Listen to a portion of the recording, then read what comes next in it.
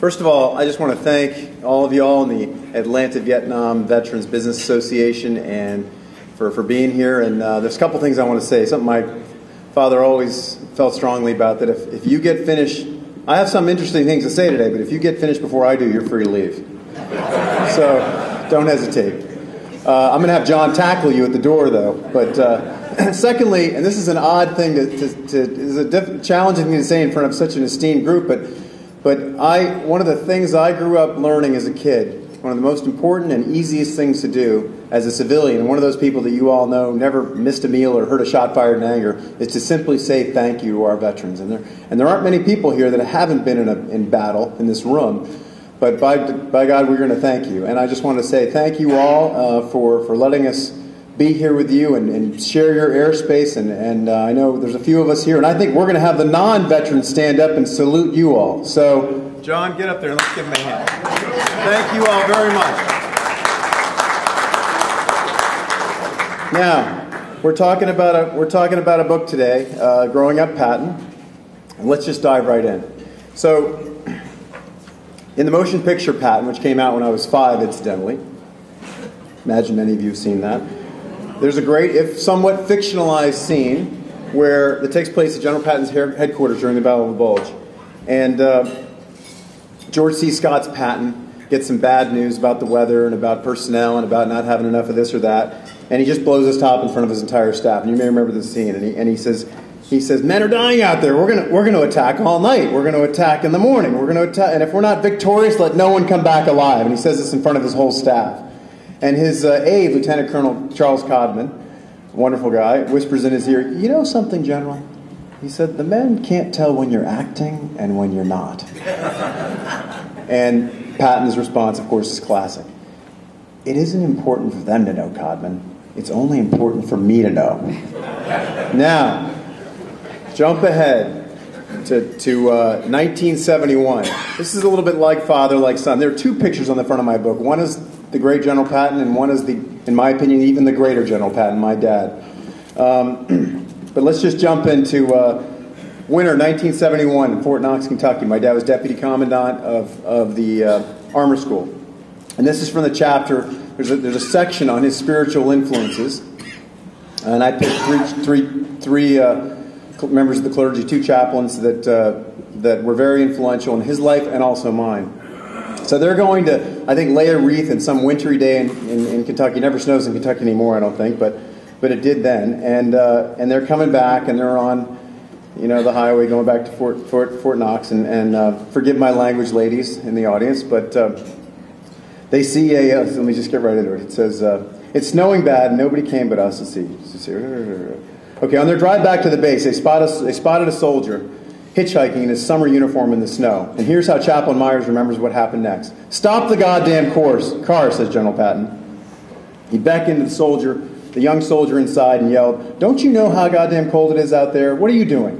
"Well, I'm on my way to hawk my wedding ring so I can buy Thanksgiving dinner," the soldier said. "Let me see that damn ring," said the general. "It's just a cheap-looking thing." He turned to Myers. "What do you think, Myers? What do you think this is worth?" "I don't know, sir. I'm not a pawnbroker."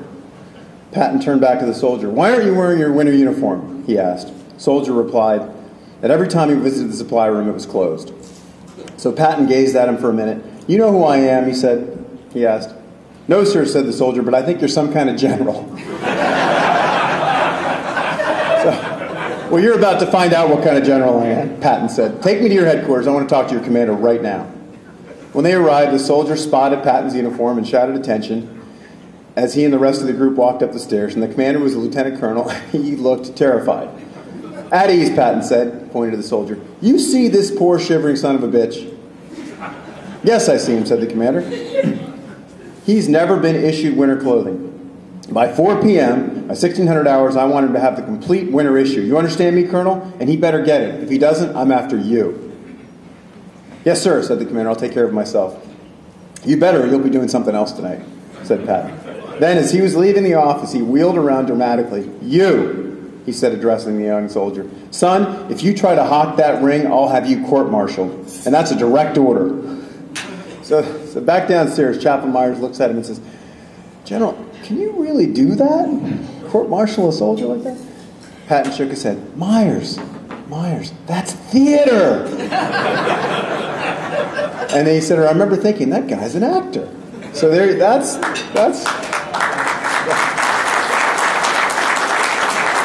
Now, that's the last thing I'm going to read tonight. I'm not Maya Angelou or any of the other great speakers of our time. So that's all you're going to hear. The rest of you are going to have to read yourself. The point is that my dad and my grandfather were a lot alike. Same name, same branch of service. They looked a lot alike. Not completely the same, but it's hardly surprising that they would be similar when you understand the world that my father grew up in. He was literally immersed in the military throughout his childhood. In fact, my grandfather's biographer, Martin Blumensid, said, young George Patton grew up with cereal and military history for breakfast every morning. So I want to show you a quick montage, a couple minutes long, of just some home movie footage that we have. And we never throw anything out in my family. I still have the bloody shirt tail and the shrapnel that went through it at the Third Battle of Winchester in 1864 into George S. Patton No. 1's gut, and it's right there in our home. So we don't throw anything out, but even in this age of email. But I just think you'll get a kick out of this, and so take a look. And let me just run over here and turn this thing on.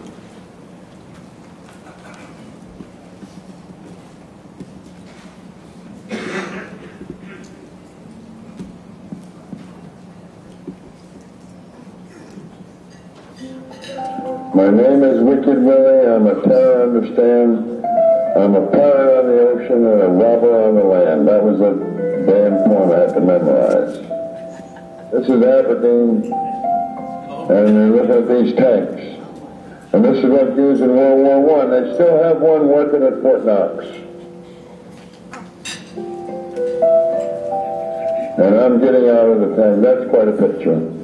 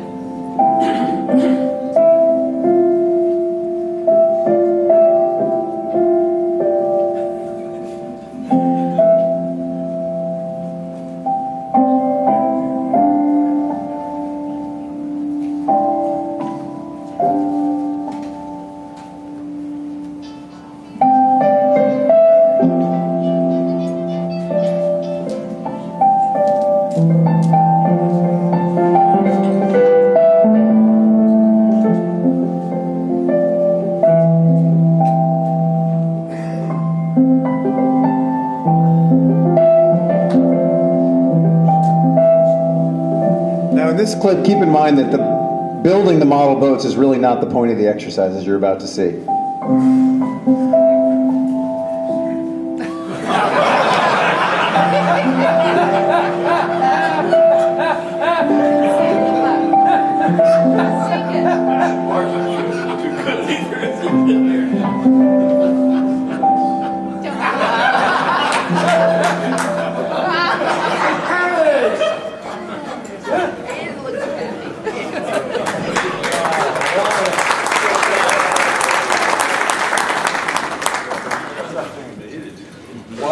Classical piano in that last clip. I don't know why. I don't know, but I must have been. But anyway, so I just love that because it really just shows you again why my father developed in his own right so many of the characteristics of his father.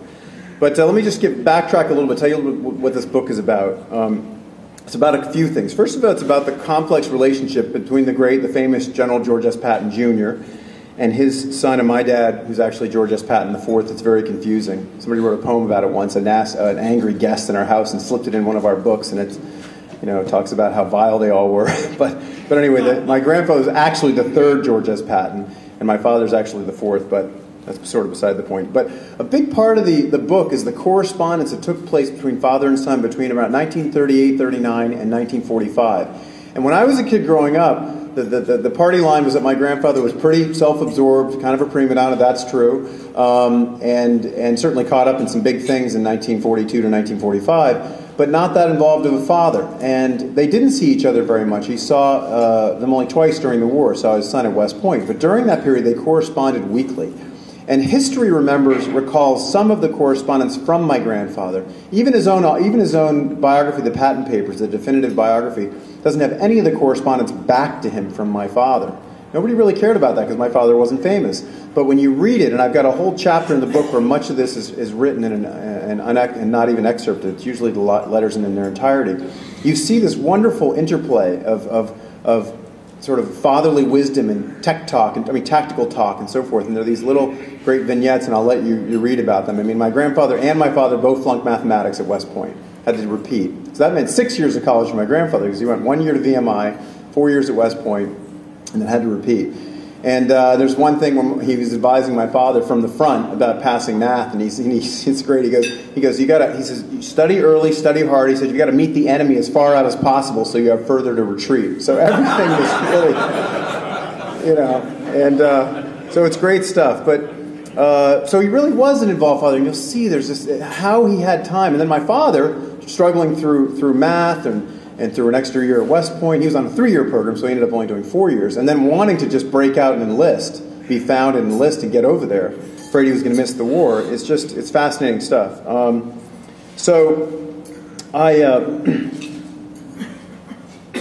I do think I will say that my father, as a father, was very aware of his father being away so much, and then in our lifetime, he made a particular effort to stay involved in our lives, even when he did 3 tours in Vietnam and 1 in Korea.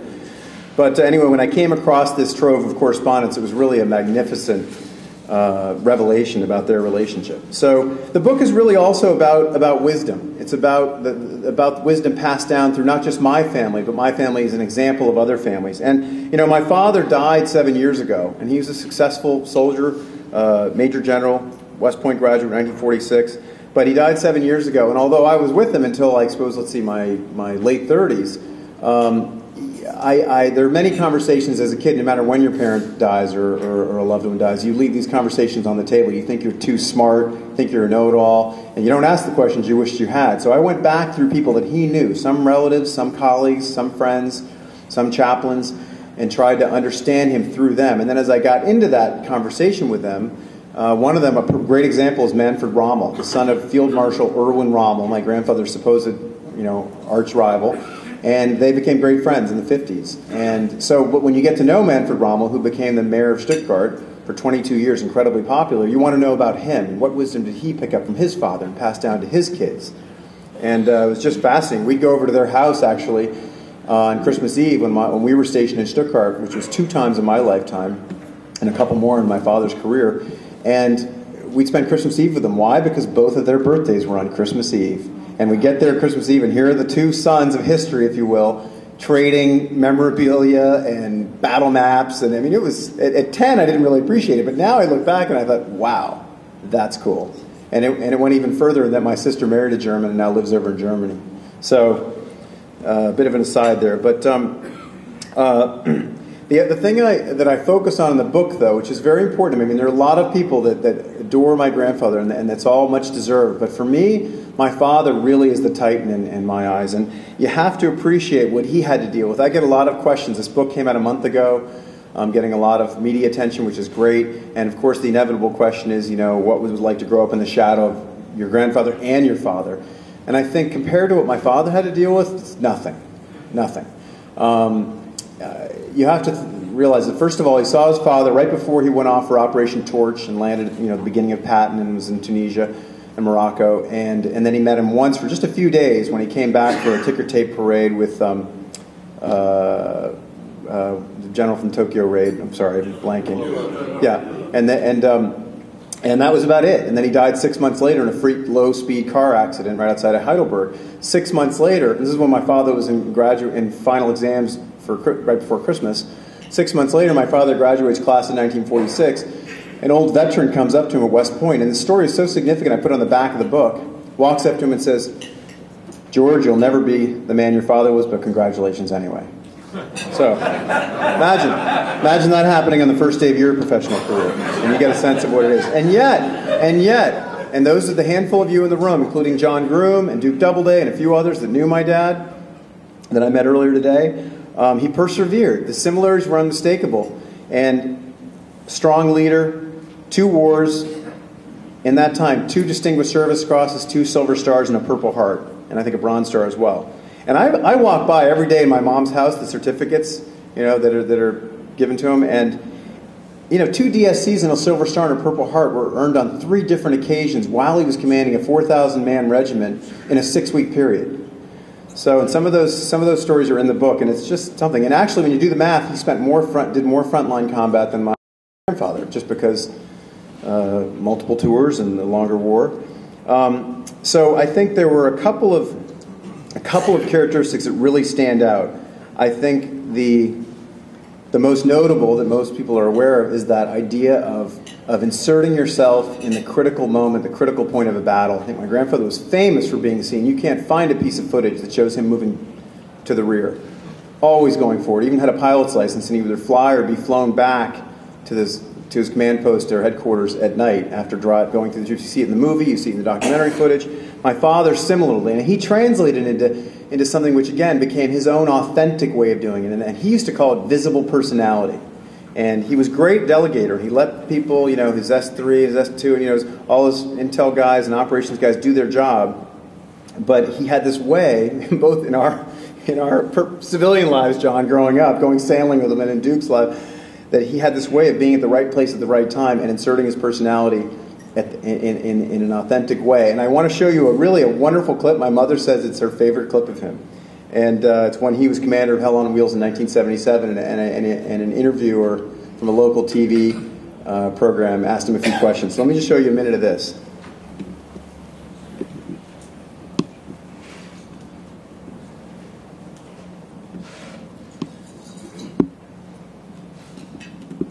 Why do you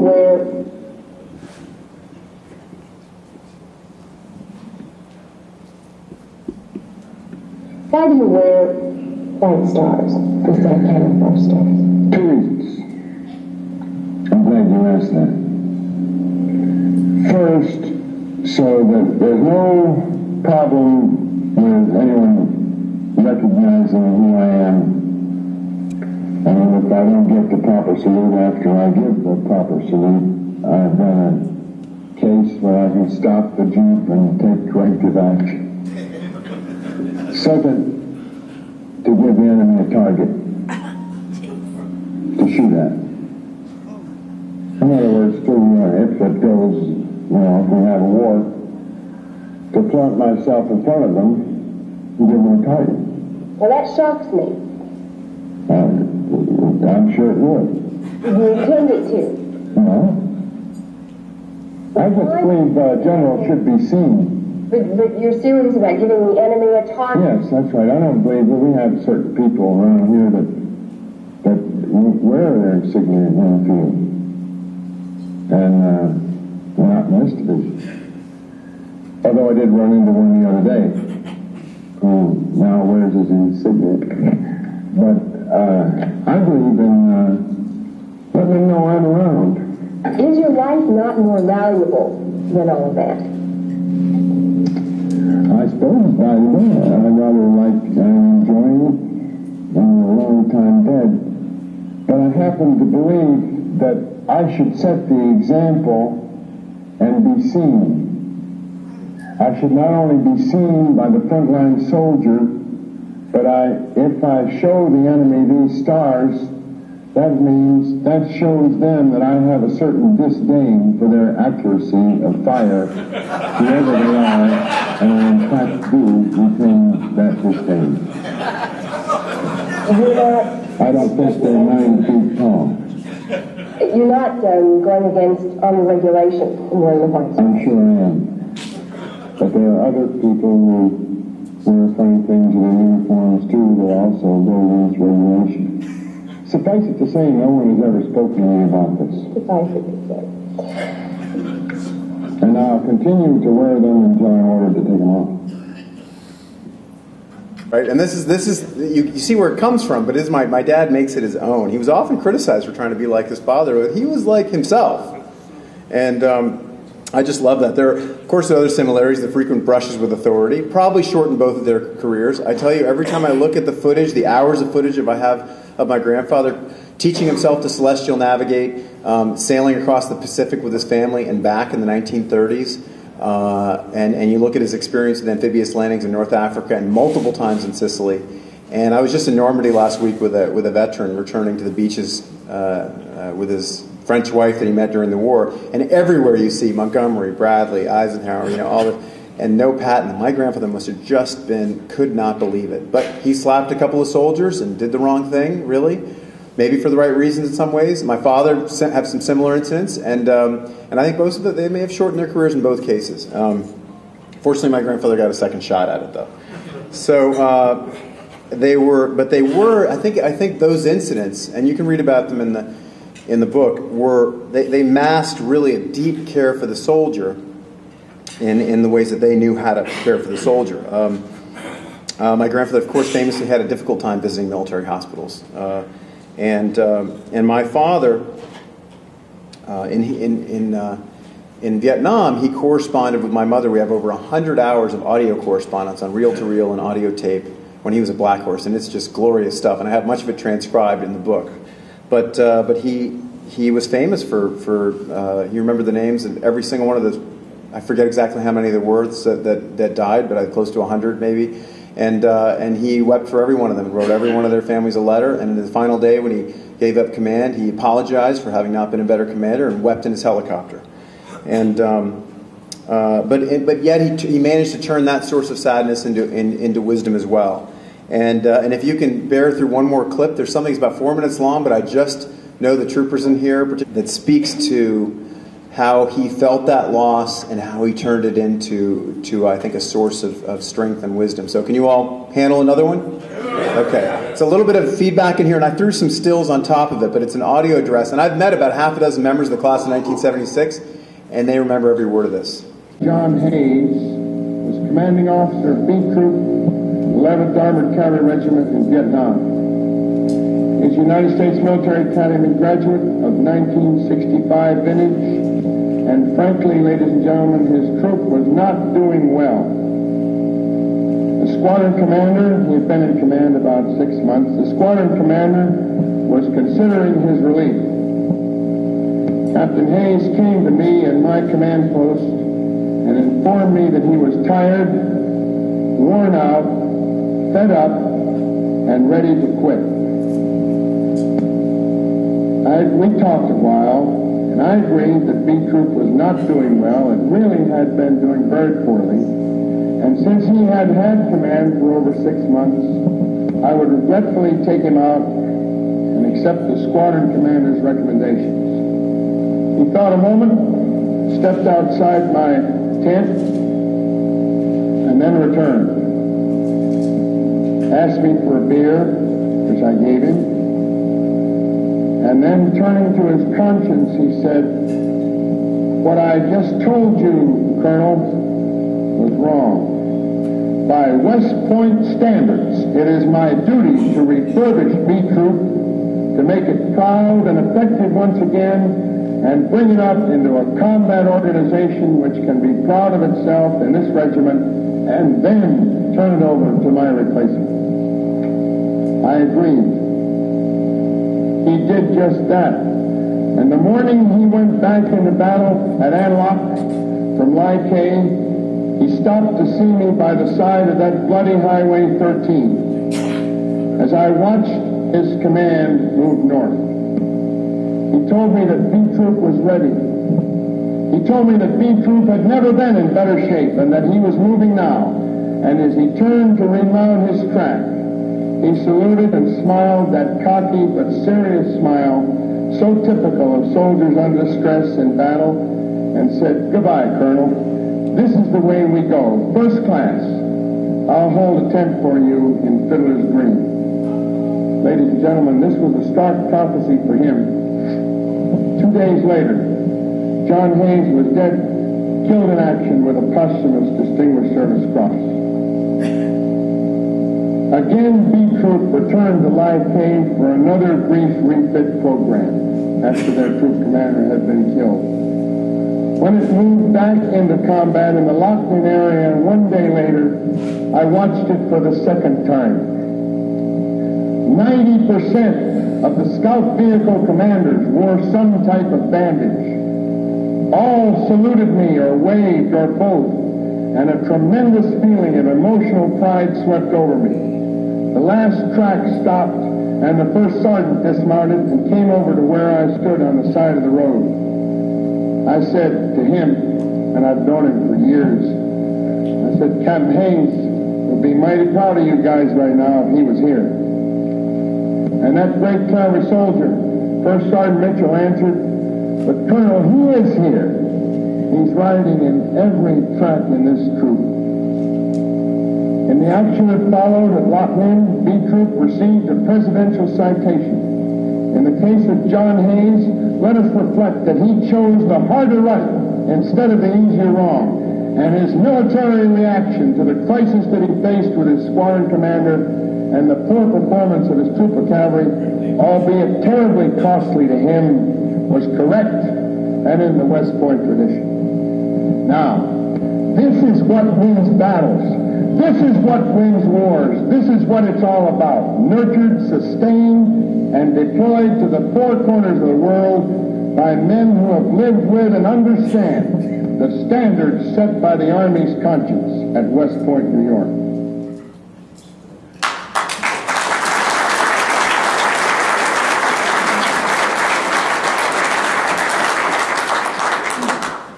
Yeah, I just never get tired of listening to that. Whenever I go to a game up at West Point, I play the whole speech and sort of baptism by fire for my friends. And again, I'm just an onlooker here. I'm just a witness to this stuff. And frankly, as I said, my family doesn't throw anything out. But I think you can see again why my old man is really the Titan in my eyes. I want to sort of end on another topic, but I wanted one thing. People ask about the difference between my father. This isn't really a difference, but I think it's an interesting thing when you look at the wars they fought in and what they were focused on. They both were brash, audacious, had powerful personalities, great speakers. But an interesting sort of thing, which I'd be happy to hear other people's thoughts on, is my grandfather. Number one characteristic to look for in a soldier: self-confidence. You know, all the other things. He wanted to look sharp. He wanted to be disciplined. He wanted to be fit. All that, but it was self-confidence. My father, interestingly, reliability. He was the guy that could have been he could have been a non-com, and he would have been in many ways just as happy, right? He went shooting with you and got sore at you. You know, he was one of the guys, and I felt one of the guys growing up. I mean, that visible personality thing came into my life too. We used to go around at Fort Hood, particularly, to the mess halls every morning, and he'd take me with him, and I even had a handle. You know, he was Powerhouse 6, I was Little 6. You know, my mom was 6 whiskey. She's not a big drinker, but I don't think she liked that, quite honestly. But we'd go to the mess halls, and it's quite something when the guy with the white star shows up at 6 a.m. You know, in the mess hall, and he's eating the same, you know, scrapple and sausage gravy and eggs and whatever else. And first of all, he scares the hell out of everybody. But the food gets really good in about a week. And the second thing is these guys, this general's here eating with us. He's eating the same grub, and you know that we are, and that was really something. And I got to be a sort of a witness to that. And anyway, so I want to end on something that's not so rah-rah about the Pattons. Look, the one area, as much as they cared about soldiers, my grandfather and my father didn't know zip about what's called post-traumatic stress right now. They called it everything from cowardice to battlefield fatigue, what have you. And it's not, I'm not excusing them, but it certainly was part of the era, and they didn't really understand it. And it's something that makes me happy. I'm happy that I'm writing this book. And it's no accident that this book is framed when you see a copy, and we have a couple around here, that it's framed by the foreword written by Bob Woodruff, who many of you may know is not a soldier, but he was a civilian that was embedded. He's an ABC anchor and reporter that was embedded with a unit in Iraq, and he lost about a third of his skull and was several years in rehab, and now he started a very successful foundation supporting soldiers with post-traumatic stress and traumatic brain injury, and he wrote the foreword to the book. And at the back end, the last chapter, you saw the two of them standing in front of my dad's helicopter. Notice it was Little Sorrel 5. There were a few Little Sorrels, which is Jackson's horse, that didn't make it. So he definitely got in harm's way. But the last chapter is about Charlie Watkins, his pilot, who now volunteers with soldiers at the Warrior Transition Units, and in his case in Colorado Springs at Fort Carson, helping them in their recovery. And he greets every single soldier that rotates off for I think it's the 4th Infantry Division there. And anyway, so he introduced me to that base, and I started doing film workshops with a colleague that were designed to empower soldiers in recovery at these warrior transition units, putting a camera in their hand and teaching them a little bit of editing over the course of 4 days and saying, look, we're experts I'm an expert in making films and teaching film, but you're the only expert in what happened to you. So I want to empower you to create something over the next few days that allows you to articulate whatever it is that you're struggling with, whether it's a nightmare you can't shake, or explaining to your wife what you do, or that kind of thing. And so we've just started this program, and I'm in the process of setting up a new nonprofit around it in the next few weeks, actually. And it makes me happy that I can sort of re-engage this pretty overwhelming legacy at times, where you're not sure, you could either do this very specific thing or everything else, and sometimes you're like, gosh, I could have done that. And finally, at 46, things have come full circle, and I really feel that this is an important place for me to be. Because when you think of this, and you all probably know these statistics better than I do, but when you think of the over 2 million soldiers that have been deployed, and I think over 1 million that have been in multiple deployments, and I think this information is a year old too, but as of a year ago, of the 600,000 or so that have gone through the VA system, 50% of them have mental health issues, and I think it's about a third of the ones that have mental health, I think it's close to 200,000 have been diagnosed with post-traumatic stress, and we know that's way underreported. One of the toughest questions, I was telling Duke earlier, one of the toughest questions I've had in some of my book talks came from my own brother, frankly. It was kind of annoying that he asked me the toughest question, and he said, do you think our dad had post-traumatic stress? And the conventional answer is, well, I really don't think so, but he seemed fine, and I think in many cases the West Pointers, the careerists, maybe have had some of this stuff trained out of them. But that probably is not accurate. I've met other soldiers that said, look, the only people that haven't had post-traumatic stress of combat soldiers are the ones who haven't served in combat. Because everybody has it. And in the book, one of the early chapters in the book talks about a dementia episode of my father, which happened in the last couple of years of his life, where he would sort of drift off back to being with the troops, and he'd have a kind of hallucinatory moment, and he'd say, gosh, I've got to talk to these soldiers and find out if they're okay. Do they have enough clothes? Do they have good food? Do they have dry socks? Perhaps that's post-traumatic stress. So I'm just happy to be, again, reconnecting with my own legacy in a healthy and healing way, and at a time where there's such a high percentage of these men and women that are coming not just from active duty and career soldiers, but they're coming from the reserves and the National Guard, and they're still going on multiple deployments. And the war's lasting a decade, and 2 wars. And the other thing is they're not coming back to Fort Hood and Fort Bragg and Fort Riley necessarily. They're coming back to some housing area, in upstate New York or in the Midwest, and there's not that infrastructure built in to help them deal with this. So in a small way, I'm delighted that I've been able to, I guess you could say, do what my father always felt was the most important thing. It wasn't that I should go in the military or the Army or the Navy. It was the idea of, and he wrote it on the back of, I have the picture that's on the cover, the one that's autographed of him, and he calls it his obit photo, which it was, actually, when he's with Black Horse. And he said, and on the back of the framed picture, it's just getting going, but I think it's going to be effective.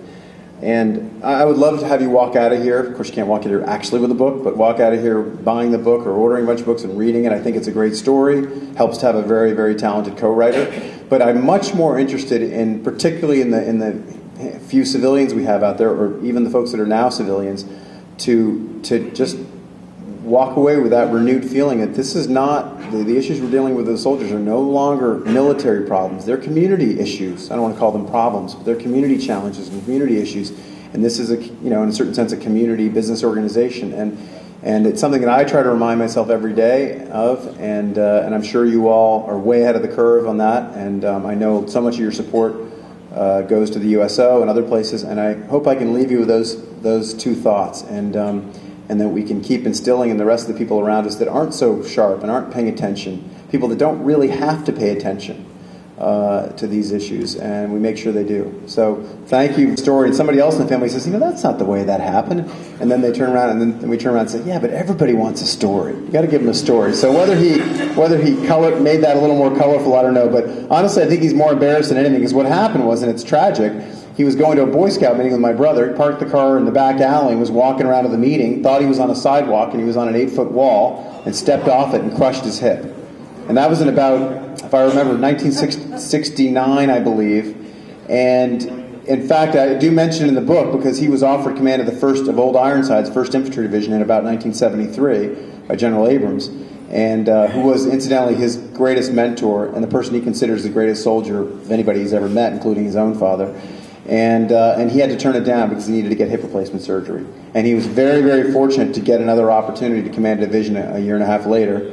And there's some good stories of what happened in between there in the book that are pretty colorful. So that's the real story.